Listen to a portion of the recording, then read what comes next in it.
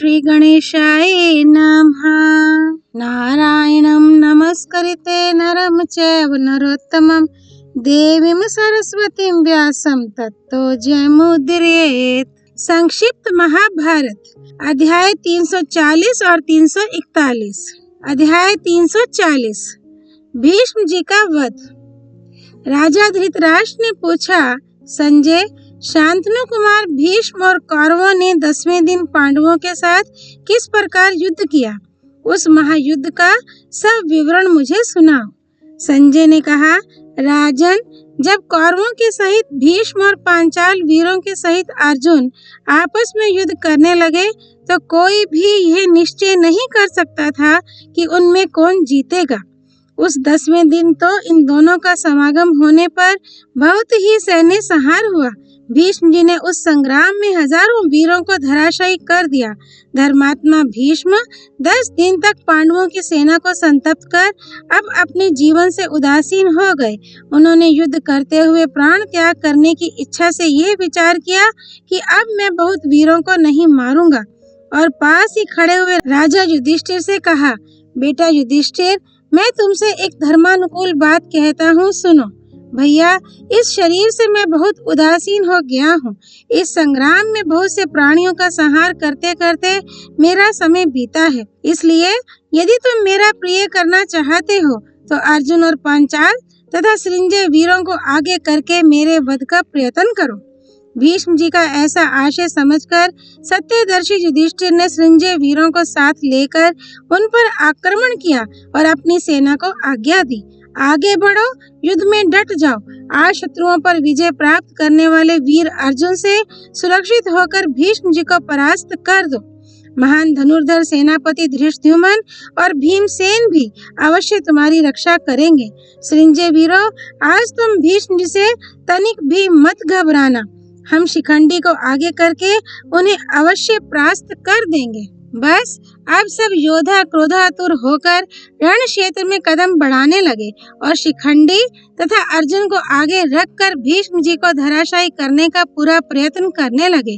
इधर आपके पुत्र की आज्ञा से देश देश के राजा द्रोणाचार्य, अश्वत्थामा तथा अपने सब भाइयों के सहित दुशासन बहुत सी सेना लेकर भीष्म जी की रक्षा करने लगे।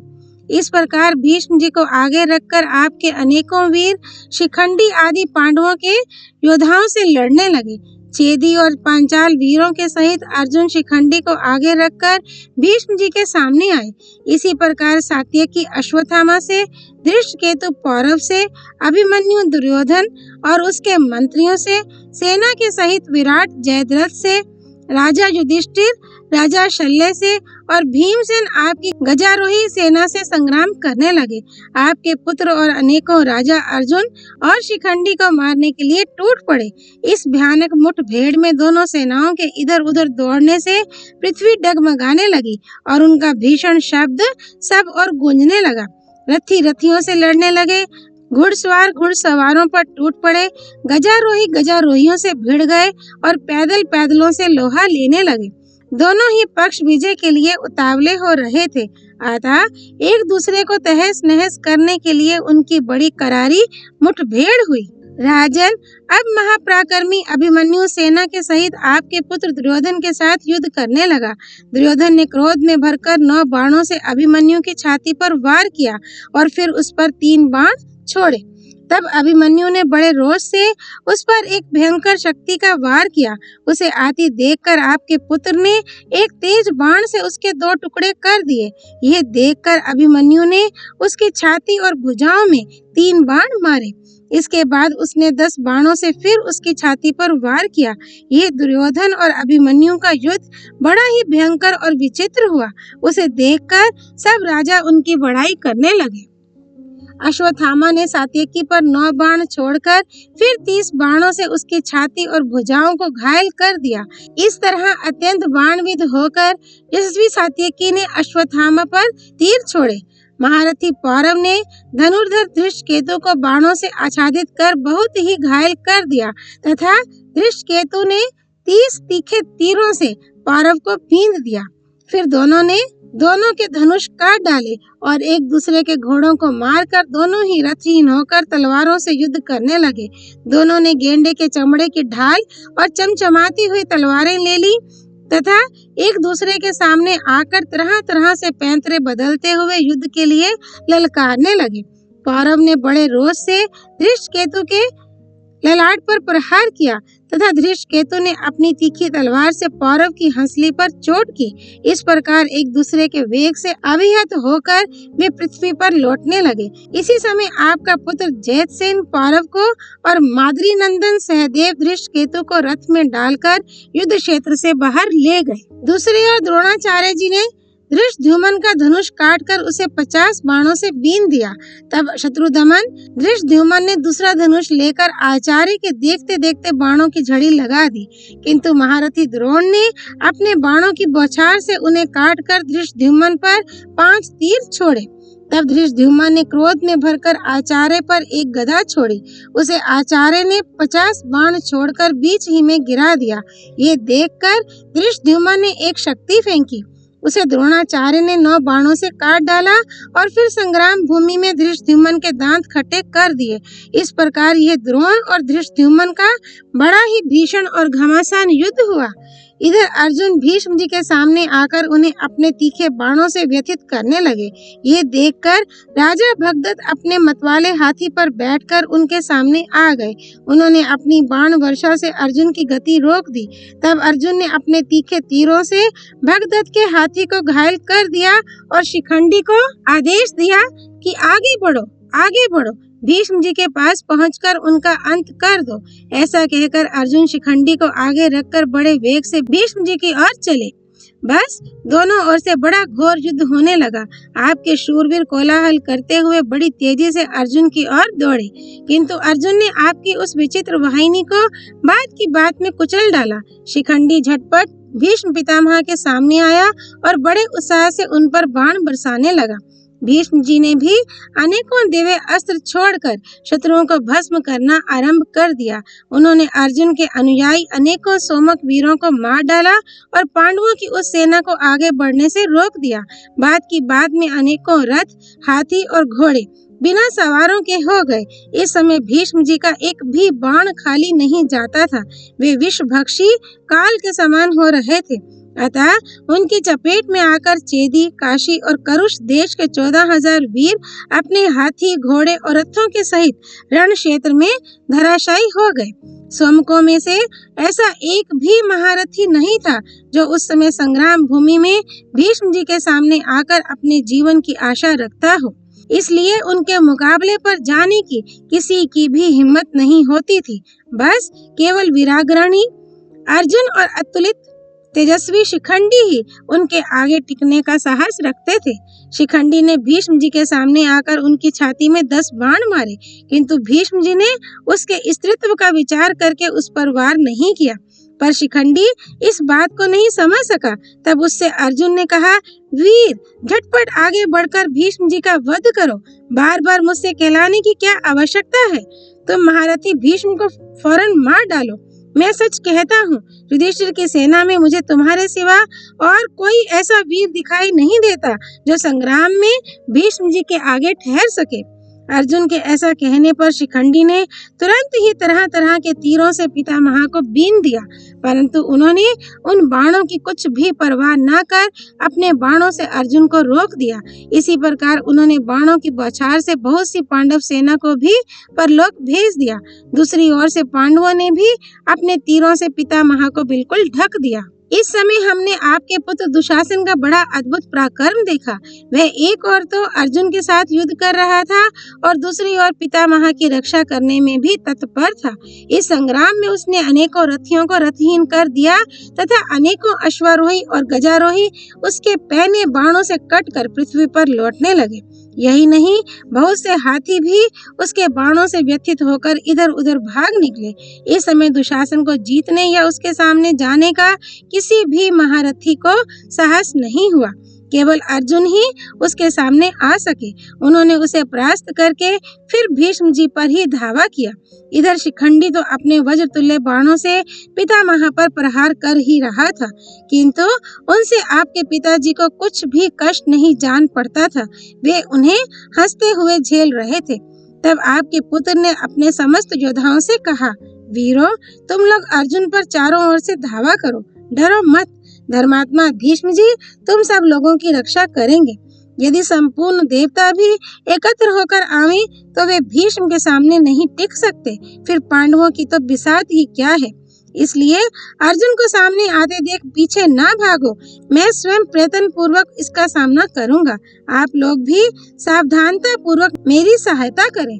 आपके पुत्र की जोश भरी बातें सुनकर सभी योद्धा आवेश में भर गए।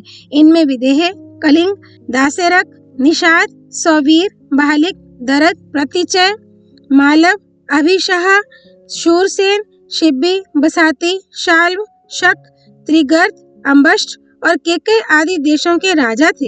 ये सब के सब एक साथ ही अर्जुन पर टूट पड़े। तब अर्जुन ने दिव्य बाणों का स्मरण करके धनुष पर उनका संधान किया और जैसे अग्नि पतंगों को जला डालती है, उसी प्रकार वे इन राजाओं को भस्म करने लगे।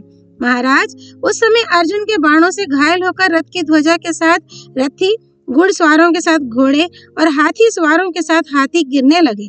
सारी पृथ्वी बाणों से ढक गई। आपकी सेना चारों ओर भागने लगी। इस प्रकार सेना को भगाकर अर्जुन ने दुशासन के ऊपर प्रहार करना शुरू किया। उनके बाण दुशासन के शरीर को छेद कर पृथ्वी में समा जाते थे। थोड़ी देर में उन्होंने उसके घोड़ों और सारथी को मार गिराया। फिर 20 बाण मारकर विभिन्न शक्ति के रथ को तोड़ डाला और 5 बाणों से उसे भी घायल किया। तत्पश्चात कृपाचार्य, विकर्ण और शल्य को भी बींध कर उन्हें रथहीन कर दिया। तब तो वे सभी महारथी पराजित होकर भाग चले। दोपहर के पहले पहले इन सब योद्धाओं को हराकर अर्जुन धूम रहित अग्नि के समान दीप्यमान होने लगे। प्रखर किरणों से जगत को तपाने वाले सूर्य की भांति वे अपने बाणों से अन्यान्य राजाओं को भी ताप देने लगे। सहायकों की वर्षा से समस्त महारथियों को भगाकर उन्होंने संग्राम में कौरव पांडवों के बीच रक्त की एक बहुत बड़ी नदी बहा दी। इतने ही में अपने दिव्य अस्त्रों का प्रयोग करते हुए भीष्म जी अर्जुन के ऊपर चढ़ आए। ये देखकर शिखंडी ने उन पर धावा किया। उसे देखते ही भीष्म ने अपने अग्नि के समान तेजस्वी अस्त्रों को समेट लिया। तब अर्जुन पितामह को मूर्छित करके आपकी सेना का संहार करने लगे। तदनंतर शल्य, कृपाचार्य, चित्रसेन, दुशासन और विकर्ण देदीप्यमान रथों पर बैठकर पांडवों पर चढ़ आए और उनकी सेना को कंपाने लगे। इन शूरवीरों के हाथ से मारी जाती हुई वह सेना सब और भागने लगी। इधर पितामह भीष्म भी सजग होकर पांडवों के मर्म पर आघात करने लगे। इसी प्रकार अर्जुन ने आपकी सेना के बहुत से हाथियों को मार गिराया। उनके बाणों की मार से हजारों मनुष्यों की लाशें गिरती दिखाई देती थीं। योद्धाओं के कुंडलों सहित मस्तक से रणभूमि आच्छादित हो गई थी। उस वीर विनाशक संग्राम में भीष्म और अर्जुन दोनों ही अपना पराक्रम दिखा रहे थे। इसी बीच में पांडवों का सेनापति महारथी धृष्टद्युम्न वहां आकर अपने सैनिकों से बोला, सोम को तुम लोग सृंजयों को साथ लेकर भीष्म पर धावा करो। सेनापति की आज्ञा सुनकर सोमक और सृंजय वंशी क्षत्रिय बाण वर्षा से पीड़ित होने पर भी भीष्म जी पर चढ़ आए। राजन, जब आपके पिता उनके बाणों से बहुत घायल हो गए तो बड़े अमर्ष में भरकर सृंजियों के साथ युद्ध करने लगे। पूर्व काल में परशुराम जी ने जो उन्हें शत्रु संहारिणी अस्त्र विद्या सिखाई थी, उसका उपयोग करके भीष्म जी ने शत्रु सेना का संहार आरंभ किया। वे प्रतिदिन पांडवों के 10,000 योद्धाओं का संहार करते थे। उस 10वें दिन भी भीष्म जी ने अकेले ही मत्स्य और पंचाल देश के असंख्य हाथी घोड़े मार डाले तथा उनके साथ महारथियों को यमलोक भेज दिया। इसके बाद उन्होंने 5,000 रथियों का संहार किया।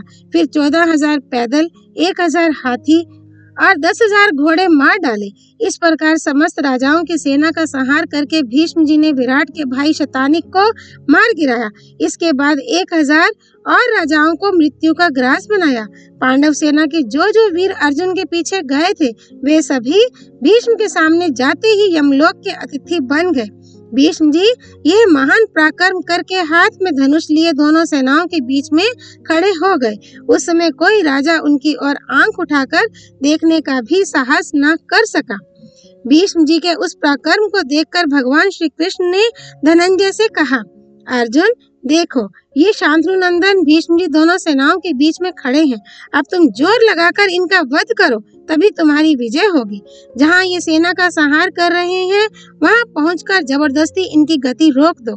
तुम्हारे सिवा दूसरा कोई वीर ऐसा नहीं है जो भीष्म के बाणों का आघात सह सके।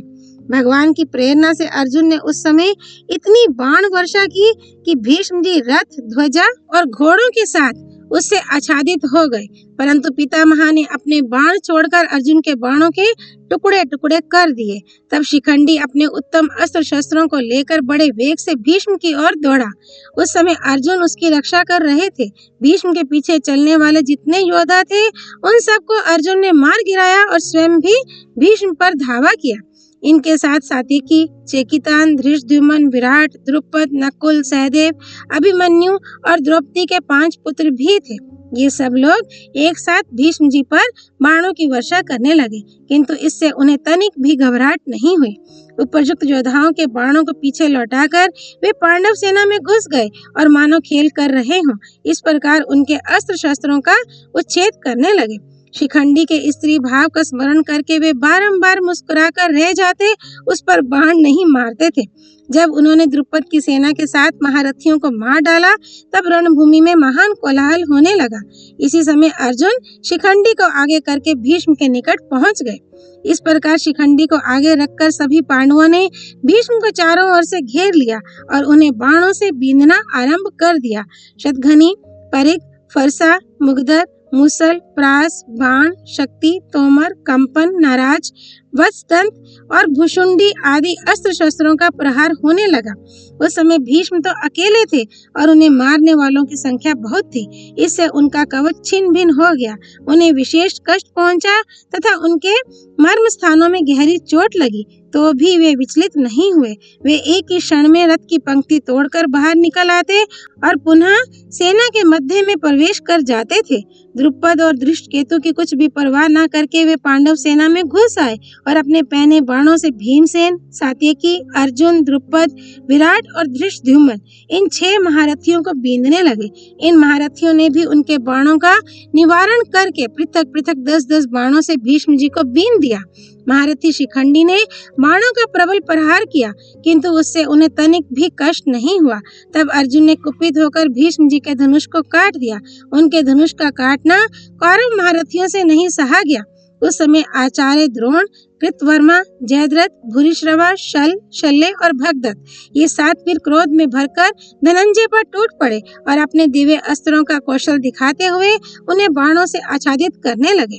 अर्जुन पर धावा करने वाले इन कौरव वीरों ने महान कोलाहल मचाया। उस समय उनके रथ के पास मारो, यहाँ लाओ, पकड़ो, छेद डालो, टुकड़े टुकड़े कर दो आदि की आवाज सुनाई देने लगी।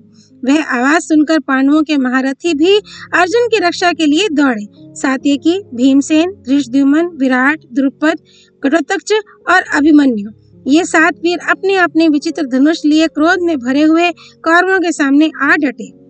फिर तो दोनों दलों में रोमांचकारी तुमुल युद्ध छिड़ गया, मानो देवता और दानव लड़ रहे हों। भीष्म जी का धनुष कट गया था।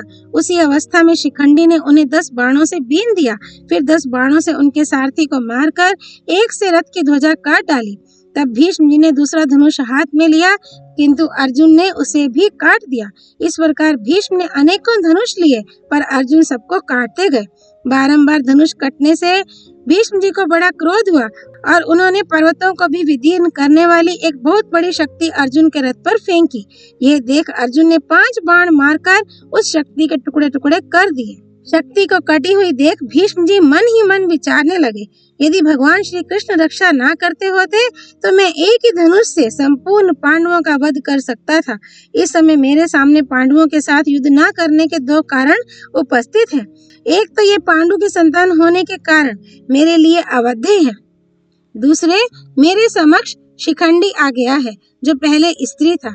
जिस समय मेरे पिता ने माता सत्यवती से विवाह किया उस समय उन्होंने संतुष्ट होकर मुझे 2 वर दिए थे, जब तुम्हारी इच्छा होगी तभी मरोगे, तथा युद्ध में कोई भी तुम्हें मार ना सकेगा। जब ऐसी बात है तो मैं इस समय अपनी स्वच्छंद मृत्यु ही क्यों न स्वीकार कर लूं, क्योंकि अब उसका भी अवसर आ गया है।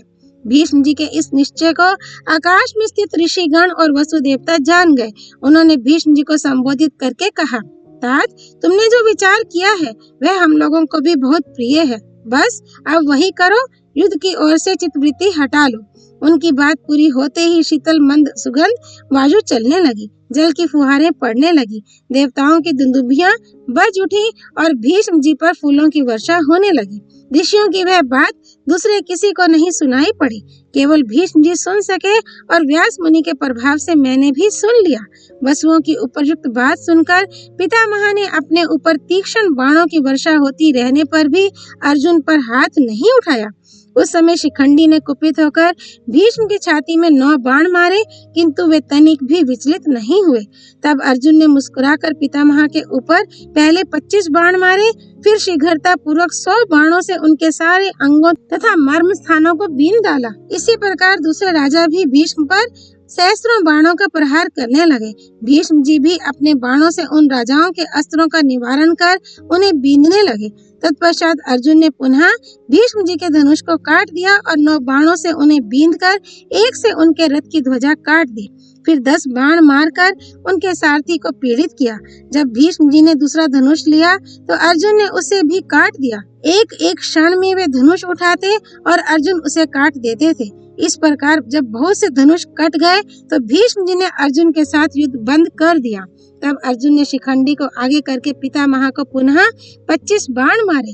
उनसे अत्यंत आहत होकर पितामह ने दुशासन से कहा, देखो, ये महारथी अर्जुन आज क्रोध में भरकर मुझे हजारों बाणों से बींध चुका है। इसके बाण मेरे कवच को छेद कर शरीर में घुस जाते हैं और मूसल के समान चोट करते हैं। ये शिखंडी के बाण नहीं है। वज्र के समान इन बाणों का स्पर्श होते ही शरीर में बिजली सी दौड़ जाती है। ये ब्रह्म दंड के समान भयंकर और वज्र के समान दुर्दम्य है तथा मेरे मर्म स्थानों को विदीर्ण किए डालते हैं। अर्जुन के सिवा और किसी के बाण मुझे इतनी पीड़ा नहीं दे सकते। ऐसा कहकर भीष्म जी मानो पांडवों को भस्म कर डालेंगे, इस प्रकार क्रोध में भर गए और अर्जुन के ऊपर उन्होंने पुनः एक शक्ति छोड़ी, किंतु अर्जुन ने उसके 3 टुकड़े कर दिए।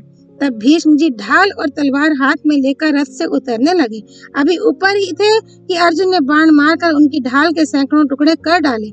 ये देखकर सबको बड़ा विस्मय हुआ। अर्जुन ने पहने बाणों से भीष्म जी का रोम रोम बींध डाला था। उनके शरीर में 2 अंगुल भी ऐसा स्थान नहीं बचा था जहां बाण ना लगा हो। इस प्रकार कौरवों के देखते देखते बाणों से छलनी होकर आपके पिताजी सूर्यास्त के समय रथ से गिर पड़े। उस समय उनका मस्तक पूर्व दिशा की ओर था। उनके गिरते ही देवताओं और राजाओं में हाहाकार मच गया। महाराज, महात्मा भीष्म को उस अवस्था में देख हम लोगों का दिल बैठ गया। पृथ्वी पर वज्रपात के समान शब्द हुआ। उनके शरीर में सब और बाण बिंधे हुए थे, इसलिए वे उन पर ही टंगे रह गए। धरती से उनका स्पर्श नहीं हुआ। बाण शैया पर सोए हुए भीष्म के शरीर में दिव्य भाव का आवेश हुआ। गिरते गिरते उन्होंने देखा कि सूर्य तो अभी दक्षिणायन में है। ये मरण का उत्तम काल नहीं है, इसलिए अपने प्राणों का त्याग नहीं किया, होश आवाज ठीक रखा। उसी समय उन्हें आकाश में यह दिव्य वाणी सुनाई दी। महात्मा भीष्म जी तो संपूर्ण शास्त्र वेताओं में श्रेष्ठ हैं। उन्होंने इस दक्षिणायन में अपनी मृत्यु क्यों स्वीकार की? ये सुनकर पितामह ने उत्तर दिया, मैं अभी जीवित हूँ। हिमालय की पुत्री श्री गंगा जी को जब ये मालूम हुआ कि कौरवों के पितामह भीष्म पृथ्वी पर गिरकर भी अभी प्राणों को बचाए हुए उत्तरायण की बाट जोहते हैं, तो उन्होंने महर्षियों को हंस के रूप में उनके पास भेजा। उन्होंने आकर शरशैया पर पड़े हुए भीष्म जी का दर्शन करके उनकी प्रदक्षिणा की। फिर परस्पर कहने लगे, भीष्म जी तो बड़े महात्मा हैं, ये दक्षिणायन में भला अपना शरीर क्यों छोड़ेंगे? यूं कहकर जब वे जाने लगे तो भीष्म जी ने उनसे कहा, हंसगण, आपसे सत्य कहता हूँ, मैं दक्षिणायन में देह त्याग नहीं करूँगा। उत्तरायण होने पर ही अपने धाम की यात्रा करूँगा। ये मेरे मन में पहले से ही निश्चित है। पिता के वरदान से मृत्यु मेरे अधीन है, इसलिए नियत समय तक प्राण धारण करने में मुझे विशेष कठिनाई नहीं होगी। ये कहकर वे पूर्वज शरशैया पर सोए रहे और हंसगण चले गए। उस समय कौरव शोक से मूर्छित हो रहे थे। कृपाचार्य और दुर्योधन आदि आह भर भर कर रो रहे थे। कितनों को विषाद के मारे बेहोशी छा गई थी। उनकी इंद्रियां जड़वत हो गई थी। कुछ लोग गहरी चिंता में डूबे हुए थे। युद्ध में किसी का भी मन नहीं लगता था। कोई भी पांडवों पर धावा न कर सका, मानो किसी महान ग्रह ने उनके पैर पकड़ लिए हों। उस समय सब लोग यही अनुमान लगाते थे, अब कौरवों के विनाश होने में अधिक देर नहीं है। पांडव विजयी हुए थे, अतः उनके दल में शंखनाद होने लगा। सृंजय और सोमक खुशी के मारे फूल उठे। भीमसेन ताल ठोंकते हुए सिंह के समान दहाड़ने लगे। कौरव सेना में कुछ लोग बेहोश थे और कुछ फूट फूट कर रो रहे थे। कितने ही पछाड़ खा खा कर गिर रहे थे। कुछ लोग क्षत्रिय धर्म की निंदा करते थे और कुछ भीष्म जी की प्रशंसा। भीष्म जी उपनिषदों में बताई हुई योग धारणा का आश्रय ले प्रणव का जप करते हुए उत्तरायण काल की प्रतीक्षा करने लगे। अध्याय 341। भीष्म जी के पास जाकर सब राजाओं का तथा कर्ण का मिलना। धृतराष्ट्र ने कहा, संजय, भीष्म जी महाबली और देवता के समान थे। उन्होंने अपने पिता के लिए आजीवन ब्रह्मचर्य का पालन किया था। उस समय रणभूमि में उनके गिर जाने से हमारे योद्धाओं की क्या गति हुई होगी। भीष्म जी ने अपनी दयालुता के कारण जब शिखंडी पर बाणों का प्रहार नहीं करने का निश्चय किया, तभी मैं समझ गया था कि अब पांडवों के हाथ से कौरव अवश्य मारे जाएंगे। हाय, मेरे लिए इससे बढ़कर दुख की बात क्या होगी, जो आज अपने पिता के मरण का समाचार सुन रहा हूँ। वास्तव में मेरा हृदय वज्र का बना हुआ है, तभी तो आज भीष्म जी की मृत्यु की बात सुनकर भी इसके सैकड़ों टुकड़े नहीं हो जाते। संजय, कुरुश्रेष्ठ भीष्म जी जिस समय मारे गए, उसके बाद यदि उन्होंने कुछ किया हो तो वह भी मुझे बताओ। संजय बोला, सायंकाल में जब भीष्म जी रणभूमि में गिरे, उस समय कौरवों को बड़ा दुख हुआ और पांचाल देशीय योद्धा आनंद मनाने लगे। भीष्म जी बाणों की शैया पर सोए हुए थे। उस समय आपका पुत्र दुशासन बड़े वेग से द्रोणाचार्य की सेना में गया। उसे आते देख कौरव सैनिक मन ही मन ये सोचकर कि देखें ये क्या कहता है, उसे चारों ओर से घेर कर खड़े हो गए। दुशासन ने द्रोणाचार्य को भीष्म की मृत्यु का समाचार सुनाया। ये अप्रिय संवाद सुनते ही आचार्य मूर्छित हो गए।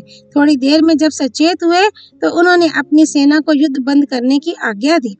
कौरवों को लौटते देख पांडवों ने भी घुड़सवार दूतों के द्वारा सब ओर फैली हुई अपनी सेना को युद्ध से रोक दिया। कर्मशा सब सेना के लौट जाने पर राजा अपने अपने कवच और अस्त्र शस्त्र उतार कर भीष्म जी के पास पहुँचे। कौरव और पांडव दोनों ही पक्ष के लोग भीष्म जी को प्रणाम करके वहां खड़े हो गए। उस समय धर्मात्मा भीष्म जी ने अपने सामने खड़े हुए राजाओं को संबोधित करके कहा, महान सौभाग्यशाली महारथियों, मैं आप लोगों का स्वागत करता हूँ। देवोपम वीरों, इस समय आपके दर्शन से मुझे बड़ा संतोष हुआ है। इस तरह सबका अभिनंदन करके भीष्म जी ने पुनः कहा, मेरा मस्तक नीचे लटक रहा है, आप लोग इसके लिए कोई तकिया ला दीजिए। ये सुनकर राजा लोग बहुत कोमल और उत्तम उत्तम तकिए ले आए, परंतु पितामह को वे पसंद नहीं आए। उन्होंने हंसकर कहा, राजाओं, ये तकिए वीर शैया के योग्य नहीं है। इसके बाद उन्होंने अर्जुन की ओर देखकर कहा, बेटा धनंजय, मेरा मस्तक लटक रहा है, इसके लिए शीघ्र ही इस बिछौने के अनुरूप एक तकिया ला दो। तुम सब धनुर्धरों में श्रेष्ठ और शक्तिशाली हो, तुम्हें क्षत्रिय धर्म का ज्ञान है और तुम्हारी बुद्धि निर्मल है, अतः तुम ही ये कार्य कर सकते हो। अर्जुन ने भी बहुत अच्छा कहकर इस आज्ञा को स्वीकार किया और भीष्म जी की अनुमति ले अपना गांडीव धनुष उठाया। उस पर 3 अभिमंत्रित बाणों को रखकर उन्होंने उन्हें मारकर भीष्म जी का मस्तक ऊंचा कर दिया। मेरा अभिप्राय अर्जुन की समझ में आ गया। ये सोचकर भीष्म जी बड़े प्रसन्न हुए। उनके दिए हुए इस वीरोचित तकियों को पाकर भीष्म जी ने अर्जुन की प्रशंसा करते हुए कहा, पांडुनंदन, तुमने इस शैया के योग्य तकिया लगा दिया। यदि ऐसा ना करते तो मैं क्रोध में आकर तुम्हें शाप दे देता। महाबाहो, अपने धर्म में स्थित रहने वाले क्षत्रियों को संग्राम भूमि में इसी प्रकार शैया पर शयन करना चाहिए। अर्जुन से यूं कहकर भीष्म जी ने अन्य राजा और राजकुमारों से कहा, देखिए आप लोग, अर्जुन ने कैसा बढ़िया तकिया लगा दिया। अब मैं जब तक सूर्य उत्तरायण में नहीं आते तब तक इस शैया पर पड़ा रहूंगा। उस समय जो लोग मेरे पास आएंगे वे मेरी परलोक यात्रा देख सकेंगे। मेरे आसपास की भूमि में खाई खुदवा देनी चाहिए। इन सैकड़ों बाणों से बिंधा हुआ ही मैं सूर्य देव की उपासना करूंगा। राजाओं, अंत में मेरी प्रार्थना ये है कि आप लोग अब आपस का वैर छोड़कर युद्ध बंद कर दीजिए। तदनंतर शरीर से बाण निकालने में कुशल सुशिक्षित वैद्य अपने साथ सामान के साथ भीष्म जी की चिकित्सा के लिए वहां उपस्थित हुए। उन्हें देखकर भीष्म जी ने आपके पुत्र से कहा, दुर्योधन, इन चिकित्सकों को धन देकर सम्मान के साथ विदा कर दो। इस अवस्था को पहुंच जाने पर अब मुझे वैद्यों से क्या काम है। क्षत्रिय धर्म में जो सर्वोत्तम गति है वह मुझे प्राप्त हुई है। बाण शैया पर शयन करने के पश्चात अब चिकित्सा कराना मेरा धर्म नहीं है। इन बाणों के साथ ही मेरा दाह संस्कार होना चाहिए। पितामह की बात सुनकर दुर्योधन ने वैद्यों को धन आदि से सम्मानित करके विदा कर दिया। नाना देशों के राजा वहां जुटे हुए थे। वे भीष्म जी की यह धर्म निष्ठा और साहस देखकर बहुत विस्मित हुए। इसके बाद कौरव और पांडवों ने बाण शैया पर सोए हुए भीष्म जी के 3 बार प्रदक्षिणा करके उन्हें प्रणाम किया और उनकी रक्षा का प्रबंध करके वे सब लोग अपने अपने शिविर में लौट आए। महारथी पांडव अपनी छावनी में प्रसन्न होकर बैठे थे। इसी समय भगवान श्री कृष्ण ने आकर युधिष्ठिर से कहा, राजन, बड़े सौभाग्य की बात है जो आपकी जीत हो रही है। धन्य भाग जो भीष्म जी मारे गए। ये महारथी संपूर्ण शास्त्रों के पारगामी थे।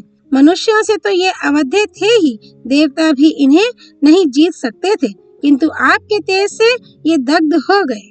युधिष्ठिर ने कहा, कृष्ण, विजय तो आपकी कृपा का फल है। आप भक्तों का भय दूर करने वाले हैं और हम लोग आपकी ही शरण में पड़े हैं। जिनकी रक्षा आप करते हैं उनकी यदि विजय हो तो इसमें कोई आश्चर्य की बात नहीं है। मेरा तो ऐसा विश्वास है, जिसने सर्वथा आपका आश्रय लिया है उसके लिए कोई भी बात आश्चर्यजनक नहीं है। उनके ऐसा कहने पर भगवान मुस्कुराते हुए बोले, महाराज, ये कथन आपके ही अनुरूप है। संजय ने कहा, राजन, जब रात बीती और सवेरा हुआ तो कौरव और पांडव पितामह भीष्म के निकट उपस्थित हुए। उन्होंने वीर शैया पर सोए हुए पितामह को प्रणाम किया और सभी उनके पास खड़े हो गए। हजारों कन्याओं ने वहां आकर भीष्म के शरीर पर चंदन, रोली, खील और फूल की मालाएं चढ़ाकर उनकी पूजा की। दर्शकों में स्त्री, बूढ़े, बालक, ढोल पीटने वाले, नट, नर्तक और शिल्पी आदि सभी श्रेणी के लोग थे। सभी बड़ी श्रद्धा से उनका दर्शन करने आए थे। कौरव और पांडव भी युद्ध बंद करके कवच और हथियार अलग रखकर परस्पर प्रेम के साथ अपनी अपनी अवस्था के क्रम से पितामह के पास बैठे थे। बाणों के घाव से भीष्म जी का शरीर जल रहा था। पीड़ा से उन्हें मूर्छा आ जाती थी। उन्होंने बड़ी कठिनाई से राजाओं की ओर देखकर कहा, पानी चाहिए। सुनते ही क्षत्रिय लोग उठे और चारों ओर से उत्तमोत्तम भोजन की सामग्री तथा ठंडे जल से भरे हुए घड़े लाकर उन्होंने भीष्म जी को अर्पण किए। ये देख भीष्म जी बोले, अब मैं पहले भोगे हुए किसी मानवीय भोग को स्वीकार नहीं करूंगा, क्योंकि अब मैं मानव लोक से अलग होकर बाण शैया पर शयन कर रहा हूँ। ये कहकर वे राजाओं की बुद्धि की निंदा करते हुए बोले, इस समय अर्जुन को देखना चाहता हूँ। ये सुनकर अर्जुन तुरंत उनके निकट पहुँचे और प्रणाम करके दोनों हाथ जोड़े हुए विनीत भाव से खड़े होकर बोले, दादाजी, मेरे लिए क्या आज्ञा है। अर्जुन को सामने खड़े देख धर्मात्मा भीष्म ने प्रसन्न होकर कहा, बेटा, तुम्हारे बाणों से मेरा शरीर जल रहा है। मर्म स्थानों में बड़ी पीड़ा हो रही है। मुंह सूखा जाता है। मुझे पानी दो। तुम समर्थ हो, तुम ही मुझे विधिवत जल पिला सकते हो। अर्जुन ने बहुत अच्छा कहकर पितामह की आज्ञा स्वीकार की और अपने रथ पर बैठकर उन्होंने गांडीव धनुष चढ़ाया। उस धनुष की टंकार सुनकर सभी प्राणी थर्रा उठे और राजाओं को भी बड़ा भय हुआ। अर्जुन ने रथ के द्वारा ही पितामह की परिक्रमा की और एक दमकता हुआ बाण निकाला, फिर मंत्र पढ़कर उसे पर्जन्य अस्त्र से संयोजित किया। इसके बाद सबके देखते देखते उन्होंने भीष्म के बगल वाली जमीन पर वह बाण मारा। उसके लगते ही पृथ्वी से अमृत के समान मधुर तथा दिव्य गंध और दिव्य रस से युक्त शीतल जल की निर्मल धारा निकलने लगी। उससे अर्जुन ने दिव्य कर्म करने वाले पितामह भीष्म को तृप्त किया। अर्जुन का ये अलौकिक कर्म देखकर वहां बैठे हुए राजाओं को बड़ा विस्मय हुआ। वे सब के सब भय से कांपने लगे। उस समय चारों ओर शंख और दुंदुभियों की तुमुल ध्वनि गूंज उठी। भीष्म जी ने तृप्त होकर सबके सामने अर्जुन की प्रशंसा करते हुए कहा, महाबाहो, तुम में ऐसा प्रकर्म होना आश्चर्य की बात नहीं है। मुझे नारद जी ने पहले से ही बता दिया है कि तुम पुरातन ऋषि नर हो और इन भगवान नारायण की सहायता से बड़े बड़े कार्य करोगे, जिन्हें इंद्र आदि देवता भी करने का साहस नहीं कर सकते। तुम इस भूमंडल में एकमात्र सर्वश्रेष्ठ धनुर्धर हो। इस युद्ध को रोकने के लिए मैंने तथा विदुर, द्रोणाचार्य, परशुराम, भगवान श्री कृष्ण और संजय ने भी बार बार कहा, किंतु दुर्योधन ने किसी की नहीं सुनी। उसकी बुद्धि विपरीत हो गई है। वह बेहोश सा रहता है, किसी की बात पर विश्वास ही नहीं करता, सदा शास्त्र के प्रतिकूल आचरण करता है। खैर, इसका फल इसे मिलेगा।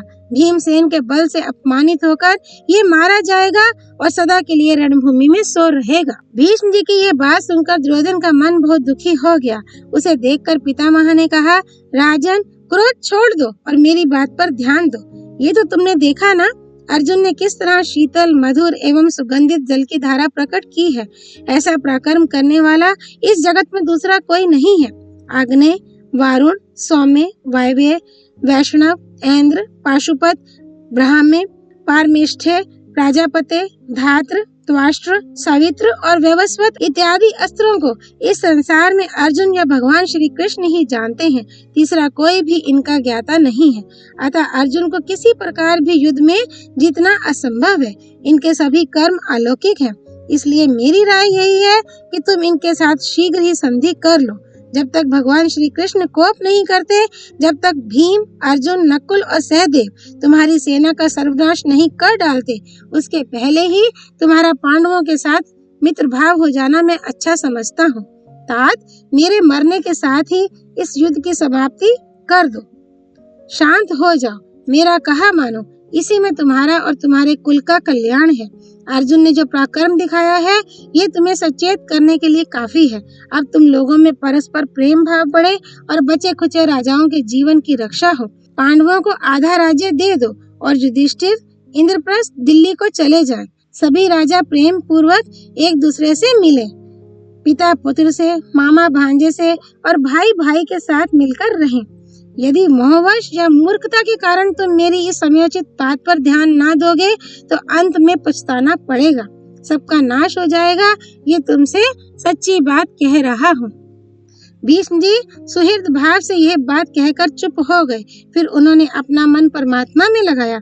दुर्योधन को वह बात ठीक उसी तरह पसंद नहीं आई जैसे मरने वाले मनुष्य को दवा पीना अच्छा नहीं लगता। तदनंतर भीष्म जी के मौन हो जाने पर सभी राजा अपने अपने शिविर में चले आए। इसी समय कर्ण भीष्म जी के मारे जाने का समाचार सुनकर कुछ भयभीत हो जल्दी से उनके पास आया।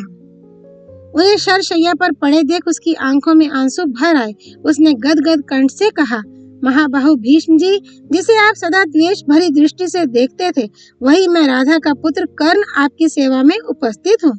ये सुनकर भीष्म जी ने पलक उघाड़कर धीरे से कर्ण की ओर देखा। इसके बाद उस स्थान को सुना देख पहरेदारों को भी वहां से हटा दिया।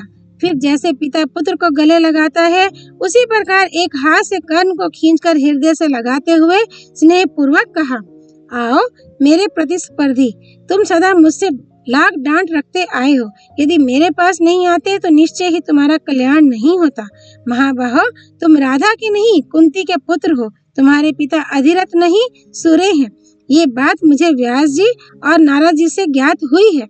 ये बिल्कुल सच्ची बात है, इसमें तनिक भी संदेह नहीं है। तात, मैं सच कहता हूँ, तुमसे मेरा तनिक भी द्वेष नहीं है। तुम अकारण ही पांडवों पर आक्षेप करते थे, अतः तुम्हारा दुस्साहस दूर करने के लिए ही मैं कठोर वचन कहता था। नीच पुरुषों का संग करने से तुम्हारी बुद्धि गुणवानों से भी द्वेष करने लगी है। इस कारण से ही कौरवों की सभा में मैंने तुम्हें अनेकों बार कटु वचन सुनाए हैं। मैं जानता हूँ युद्ध में तुम्हारा पराक्रम शत्रुओं के लिए असह्य है। तुम ब्राह्मणों के भक्त हो, शूरवीर हो और दान में तुम्हारी बड़ी निष्ठा है। मनुष्यों में तुम्हारे समान गुणवान कोई नहीं है। बाण मारने में, अस्त्रों का संधान करने में, हाथ की फुर्ती में और अस्त्र बल में तुम अर्जुन और श्री कृष्ण के समान हो। तुम धैर्य के साथ युद्ध करते हो, तेज और बल में देवता के तुल्य हो। युद्ध में तुम्हारा पराक्रम मनुष्यों से अधिक है। पूर्व काल में तुम्हारे प्रति जो मेरा क्रोध था उसे मैंने दूर कर दिया है। अब मुझे निश्चय हो गया है कि पुरुषार्थ से दैव के विधान को नहीं पलटा जा सकता। पांडव तुम्हारे सहोदर भाई हैं। यदि तुम मेरा प्रिय करना चाहो तो उनके साथ मेल कर लो। मेरे ही साथ इस वैर का अंत हो जाए और भूमंडल के सभी राजा आज से सुखी हों। कर्ण ने कहा, महाबाहो, आपने जो कहा कि मैं सूत पुत्र नहीं कुंती का पुत्र हूँ, ये मुझे भी मालूम है, किंतु कुंती ने तो मुझे त्याग दिया और सूत ने मेरा पालन पोषण किया है। आज तक दुर्योधन का ऐश्वर्य भोगता रहा हूँ, अब उसे हराम करने का साहस मुझ में नहीं है। जैसे वसुदेव नंदन श्री कृष्ण पांडवों की सहायता में दृढ़ है, उसी प्रकार मैंने भी दुर्योधन के लिए अपने शरीर, धन, स्त्री, पुत्र और यश को निछावर कर दिया है। जो बात अवश्य होने वाली है उसका पलटा नहीं जा सकता। पुरुषार्थ से दैव के विधान को कौन मेट सकता है। आपको भी तो पृथ्वी के नाश की सूचना देने वाले अपशकुन ज्ञात हुए थे, जिन्हें आपने सभा में बताया था। मैं भी पांडवों और भगवान श्री कृष्ण का प्रभाव जानता हूँ। ये मनुष्यों के लिए अजय हैं, तो भी मेरे मन में यह विश्वास है कि मैं पांडवों को रण में जीत लूंगा। यह वैर बहुत बढ़ गया है, अब इसका छूटना कठिन है। इसलिए मैं अपने धर्म में स्थित रहकर प्रसन्नता पूर्वक अर्जुन से युद्ध करूंगा। युद्ध करने के लिए मैंने निश्चय कर लिया है। अब आप आज्ञा दें। आपकी आज्ञा लेकर ही युद्ध करने का मेरा विचार है। आज तक अपनी चपलता के कारण मैंने जो कुछ कटु वचन कहा हो या प्रतिकूल आचरण किया हो, उसे आप क्षमा करें। भीष्म जी बोले, कर्ण, यदि यह दारुण वैर मिट नहीं सकता तो मैं तुम्हें युद्ध के लिए आज्ञा देता हूँ। तुम स्वर्ग की कामना से ही युद्ध करो। क्रोध और डाह छोड़कर अपनी शक्ति और उत्साह के अनुसार रण में पराक्रम दिखाओ। सदा सत्पुरुषों के आचरण का पालन करो। अर्जुन से युद्ध करके तुम क्षत्रिय धर्म से प्राप्त होने वाले लोकों में जाओगे। अहंकार त्याग कर अपने बल और पराक्रम का भरोसा रखकर युद्ध करो। क्षत्रिय के लिए धर्म युक्त युद्ध से बढ़कर दूसरा कोई कल्याण का साधन नहीं है। कर्ण, मैंने शांति के लिए महान प्रयत्न किया है, किंतु इसमें सफल ना हो सका। ये तुमसे सच कह रहा हूँ।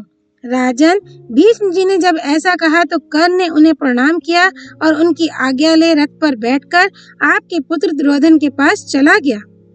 भीष्म पर्व समाप्त। ओम तत्सत। नारायण स्वरूप भगवान श्री कृष्ण की जय। भगवती सरस्वती देवी की जय। भगवान व्यास अवतार श्री कृष्ण द्वैपायन की जय। श्री हरि अर्पणमस्तु।